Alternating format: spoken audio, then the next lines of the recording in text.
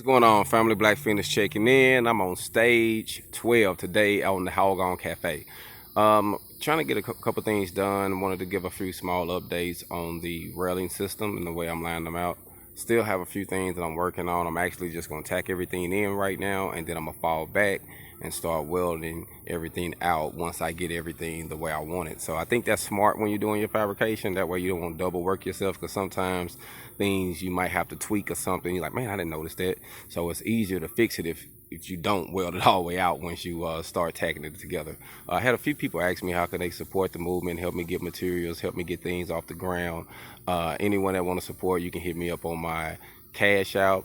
It's HogOn2017, or my PayPal account is HogOn Welding. So either one of those you can help. I appreciate all the love and support and those who helping me get things off the ground. The donations, the love, the prayers is much needed. HogOn.